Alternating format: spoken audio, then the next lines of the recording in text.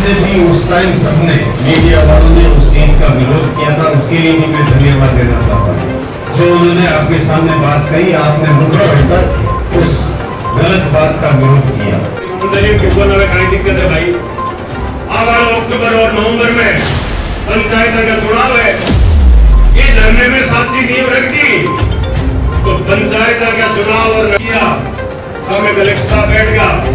जबकि वो नियम को नहीं, वो कायदों को नहीं, तो भागे वो ज्ञापन लिखे लोगों की वो कलेक्टर साहब पकड़ो पानू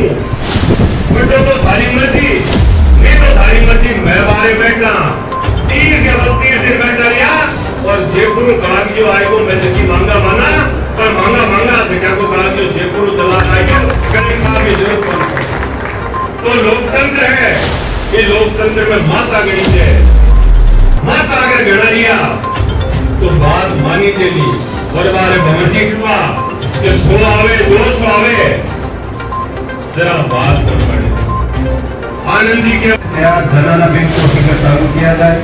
अस्पताल में डॉक्टर भ्रष्टाचार अनियमितता की निष्पक्ष जांच किसी भारतीय प्रशासनिक अधिकारी IAS अधिकारी से। मैं 1 मिनट में आपको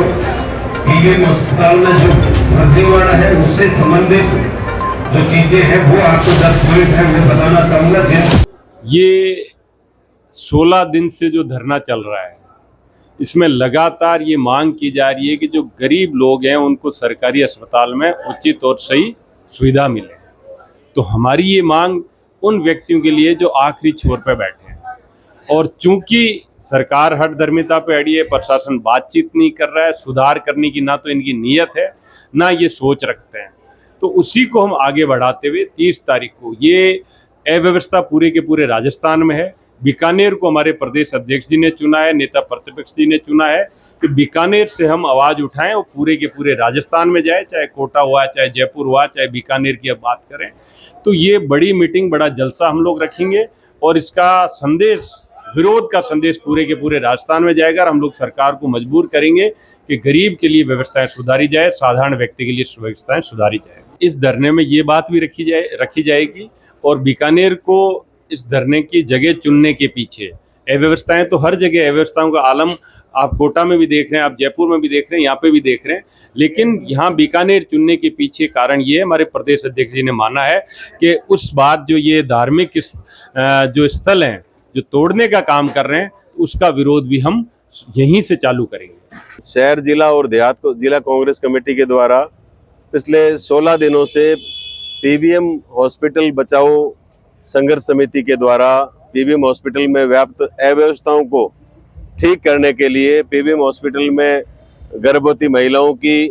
सही इलाज नहीं करने की वजह से, सही इंजेक्शन समय पर नहीं लगाए जाने की वजह से जो मौतें हुई है, जिन कई महिलाओं की किडनियां खराब हुई है,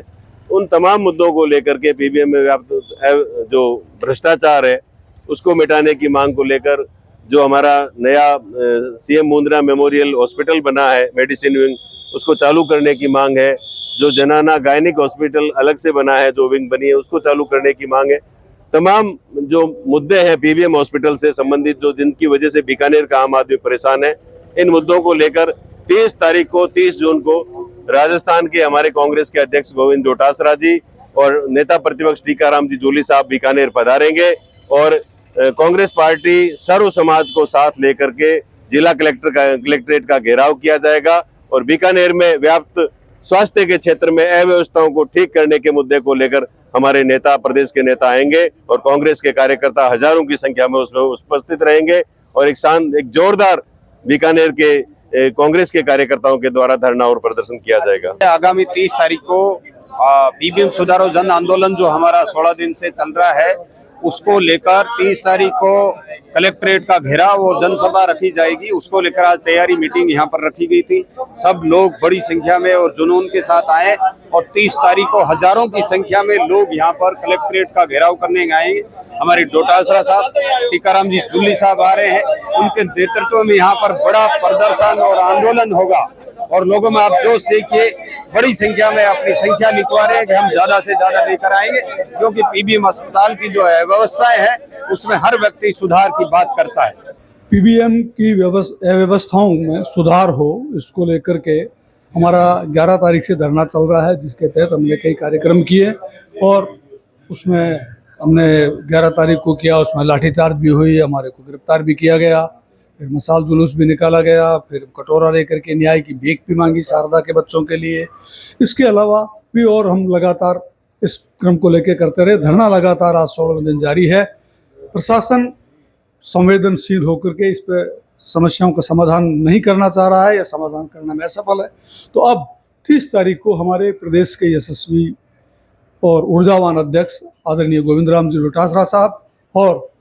राजस्थान विधानसभा में जनता की आवाज़ नेता प्रतिपक्ष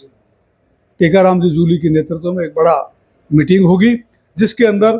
पीबीएम की अव्यवस्थाओं के साथ साथ अन्य अव्यवस्थाओं और विशेष रूप से जो अभी केंद्र सरकार के इशारे पर नहीं, केंद्र सरकार के दबाव पर प्रशासन बॉर्डर पर जिस तरह से मुस्लिम समाज को टारगेट करके जो मस्जिदें ढहा रहा है या धार्मिक स्थलों को नुकसान पहुंचा रहा है, इस मुद्दे को भी शामिल किया जाएगा। किरोड़ी जी के द्वारा कृषि मंत्रालय में जिस तरह से भ्रष्टाचार किया गया, नकली खाद बीज को पहले छापे डाले, फिर अपने ही दलालों के माध्यम से करोड़ों की वसूली की, वो मुद्दा भी शामिल होगा और अन्य मुद्दे जो भी होंगे वो भी शामिल होंगे। पीबीएम में जो किया गया ये एक प्रतीकात्मक है, प्रशासन को है कि वो उसमें सुधार करे। जरूरत पड़ेगी तो स्वास्थ्य में किया है, शिक्षा में भी करेंगे और अन्य मामलों को लेकर के भी जनता की आवाज़ कांग्रेस उठाएगी। बीकानेर की देहात और शहर कांग्रेस मिलकर के इस काम को करेगी।